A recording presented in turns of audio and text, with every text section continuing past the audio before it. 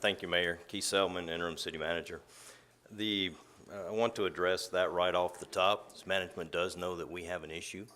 We know that our issue is two-pronged, one being our billing system, the other one being our response system. And we're going to be addressing those in the near future, in the immediate future, rather. One on the billing system, we're looking at bringing in N4, Representative N4, to work with us on our billing system. And then we're going to be doing a multi-fronted effort with our call center, our UBO, and our utilities departments. And you will see improvement. Do you have a timeline or anything on that? Don't have a timeline at this point, Mayor, but it's immediate. All right. All right, thank you. All right, go ahead. I do have some other announcements, Mayor. Following up on your council goals, your Type A activities, you have given grants to the Texas A&M Corpus Christi and Del Mar College for job promotion and job and development. On the waterfront, a couple of agreements have gone forward with the San Patricio Municipal Water District. And then on the street system, you have just entered into a $3.4 million contract for engineering on residential streets. And also you've got 100% design going forward on certain streets that are in the bond. And then also on your 2018 proposed projects, we're looking at 60% design. So moving forward on those streets efforts. The lake levels, this is something that has come up in light of the rains. There is water coming down the Nueces and the Frio rivers. However, and Choke Canyon and Lake Corpus Christi will be affected by those flows.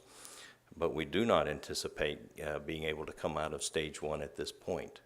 Choke Canyon is likely not to receive the water that it would need to get us above the 50% so that we could come out of our stage one watch. Keep in mind, once we go to 40%, we go to stage one, but then you've got to get to 50% to come out of it. And even with Lake Corpus Christi full, we don't foresee Choke Canyon getting us there to that 50%. Mosquito spraying, a very big topic. And our crews are fully mobilized. They are, the vector control group was in Cal Allen last night.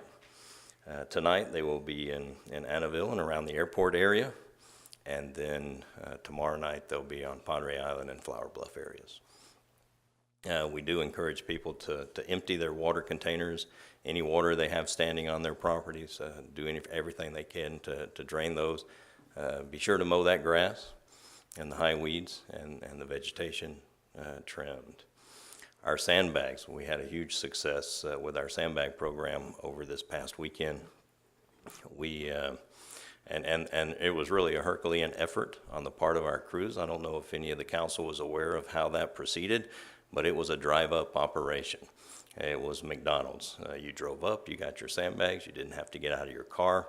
Our crews loaded the sandbags into the vehicle and 13,000 sandbags over the weekend, and for the length of the program, it's been 15,000 for the last 6 weeks. And now that I'm right there, I do want to give a lot of kudos to the team effort this last weekend. The police, the fire, the utilities, solid waste, our communications office, our street and traffic divisions, they really put a plan together, implemented a plan this weekend, and fortunately, we didn't have the severe flooding as we had potentially anticipated, but they were up and ready to go and go into those neighborhoods and shutting down the streets and prepared to fully mobilize. A lot of effort went into that planning and what we would be doing last week, and they deserve a lot of credit for it. Food for fines, excuse me. This is over at the public library.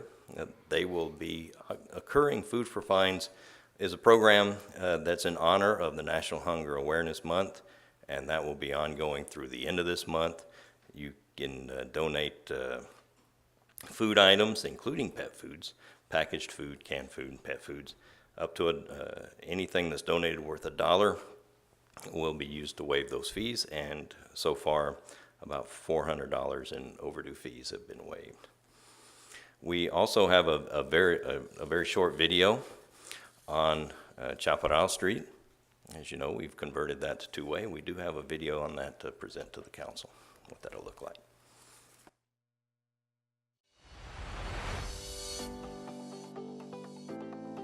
Starting October 1st, Chaparral Street from Cooper's Alley to Interstate 37 will become a two-way street instead of a one-way. The traffic conversion is the final phase of the Bond 2008 and 2014 Chaparral Street improvement projects. Parking and driving patterns will change with the new two-way conversion. The speed limit is 25 miles an hour, so drivers need to slow down and be aware of vehicles traveling in the opposite direction. For improved safety and traffic flow, all 18-wheel truck traffic is advised to avoid the Chaparral two-way traffic flow corridor since turning movements will be limited. Additionally, delivery trucks will not be allowed to stop along the street. Motorists will also notice more parallel parking on Chaparral. Construction on Chaparral was completed in two phases. In Phase 1 and 2 of the Bond 2008 and 2014 Chaparral Street improvement projects, Chaparral received a full reconstruction from William Street to Taylor Street, which included upgraded underground utilities, new pavement, widened sidewalks, street lights, and landscaping. Pavement overlay improvements on Chaparral from Cooper's Alley to William Street and from Taylor to IH 37 were included as part of the Bond 2014 project. The two-way traffic conversion will enhance commercial activity and the pedestrian environment in our city's downtown area. For the City of Corpus Christi, I'm Michelle Villarreal-Leshber.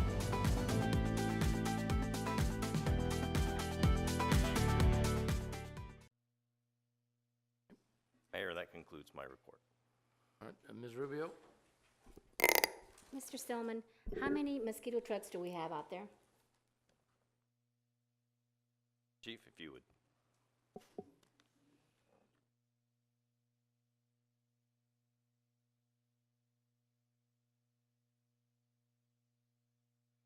Chief Markle, Police Department. I believe we have 4, if I'm not mistaken. We also have, we spray for larvicide, so we don't want to confuse the foggers that you see with the different trucks that spray and spread larvicide. And just for more information, we work with other units in our department, the DPOs and several units, and we distribute larvicide tablets and those things. So we have multiple fronts when we confront big rain issues like this. So there's lots going on for the targeting of mosquitoes and the embryos and all that. So we're out there working hard. Okay, just wanted curious how many trucks were out there. And I believe the county has 1 also, so I'm not sure they come in city limits, but we're working together. Okay, thank you. Yeah. Mr. Garza?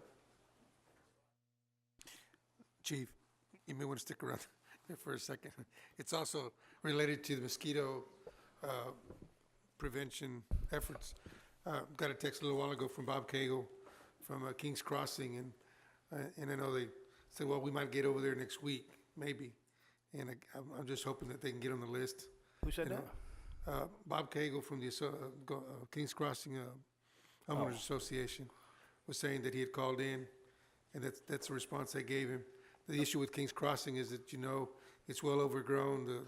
The owner out there at the golf course is not taking care of the ground around the residents there. So, I mean, it's not like they can get out there and mow in the ditches and in That's some of the correct. low-lying areas.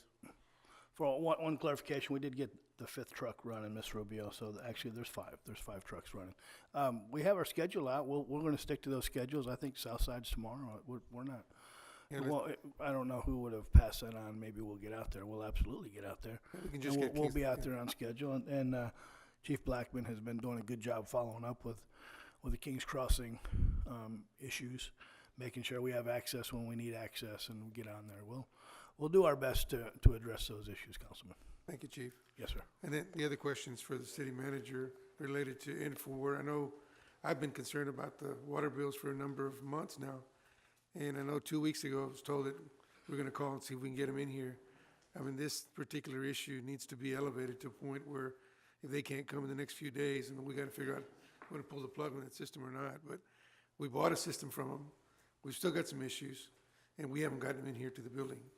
And that's the concern that I have, is that we're discounting some of the concerns of the public related to the utility bills, and if we lose confidence in our billing, our ability to be able to bill properly, then we lose everything. So what can we do to make a phone call today? Mayor, the gentleman is absolutely correct that spoke earlier. This is a service industry, and it's a public service issue. And we need to have, this does have top priority. We have placed that call and we've scheduled that the N4 folks be coming into town week after next.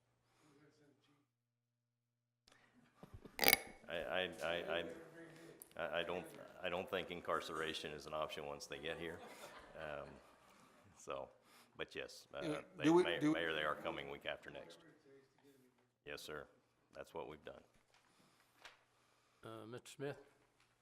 Well, folks out there, when we're talking about N4, we have switched computer systems, and our vendor is named N4. So when you're hearing us talk about N4, what we're talking about is our computer billing system. And I would like to follow up with that, too, that I've had numerous calls on this. I saw the third quarter budget report, and we're down our water revenue, but we have people out there just screaming. And these are good people on it. I have a lot of confidence in it. It's just not some of these every once in a while you have an issue. We do have an issue. I'd like to see the definition of immediate be about 2 weeks ago with it. I think coming out of this meeting, it's so important. We send out about 1.2 million bills a year, and to Councilman Garza's trust and faith is so important. And having a new system, a new rate structure on there, we have issues. So I encourage you as city manager to put all hands on deck, and we've got to get this thing taken care of. Thanks. Ms. Opal? Thank you, Mayor. I may have been out of the room coughing. How many people do we have staffing our call center? Do we know? Kim, 16?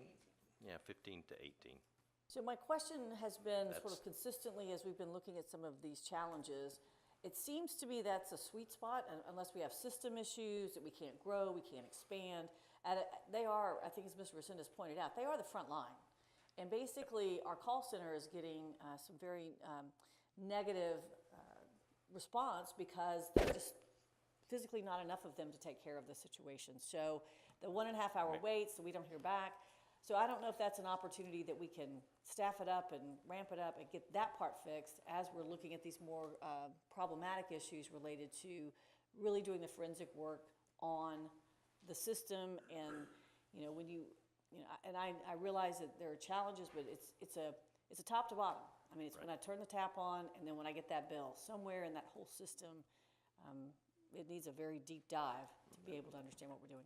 And Mayor, that's the second prong of the approach. The first prong being our systems and our billing system. The second prong being our communications. And I mentioned earlier that we are putting together a strategy to deal for our call center, our UBO, and our utilities departments to have a multi-fronted effort in dealing with our calling system. Well, I hope the first one is more and bodies. our communication. It does involve that, but it also involves a different level of cooperation and a different strategy in terms of touching base with those that have called and getting that call back and putting some procedures in place. Okay, any other comments? Just one or two comments. And I agree. If N4 can't get here for a few days, you've still got time, I think, to work on our communications. And the email I got this morning indicates that needs to be ramped up substantially, and we need to get that addressed. The other question I've got is, and I don't know what the process is, but surely there's a provision available through some type of emergency or something. I'm looking at the daily reservoir status report, September the 18th at I guess it was 7:30 this morning or what, 9. Report generated at 9:09:55 a.m.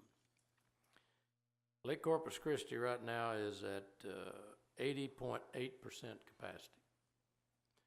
And I'm looking on those charts, I think Lake Corpus Christi, not Choke Canyon, but Lake Corpus Christi could very well be full in a very short period of time. And that's even confirmed by the fact that I think I saw, I don't know whether it came in a text or an email or something, public relations news release, that we're fixing to start releasing water out of Lake Corpus Christi to make way for the water coming into Lake Corpus Christi so it wouldn't be such a big flood downstream. Is that an accurate statement? Was there something put out by the city or somebody that releases were fixing to be made? No? All right, well then somebody sent me a bad report. Because I think, It was on the news last night. There was a news story. I did happen to catch that, so there Well, was some discussion. was there a news story that there was gonna, you guys are in the news, did you run a story last night we're releasing water? Huh? You did? Well, if it's not a true statement, would you mind going back and redacting that or retracting that? Because if in fact we are gonna be releasing water to make room for new water, then we ought to be able to at least release whatever restrictions we have, even stage one or whatever we're in right now, because we're below the 40%. Because people may want to be able to use some of this water to wash down the garages or whatever got flooded, at least due to power washing. And I think that goes to a better use than just dumping the water and not getting any use out of it. So, and if there's emergency provision, because I think to get out of the out of the restriction that we're in, whether it's one or two, it's got to be up at 40 or 50% for 10 or 30 days, or there's some provision in there that has to be there for a period of time. I mean, if we're fixing to release water in anticipation of more water coming in, then I think we ought to encourage our citizens, even though we got billing problems, if they need it to be washing out their property, their garages, their boats, whatever may have gotten flooded, and they want to use that water, they're not going to be in violation of the ordinance. But if you could look at that, and I don't know, we got a meeting next week to get back with us on something to that effect, but if that's not an accurate news report, that needs to be corrected, because that's, if you're not planning to release any water right now, then that story needs to be the information we get out. Okay, then we'll go, Ms., if nothing else, any strategic issue, future issues that covered your report, you got anything there? Yes, sir, that was the utility billing issue.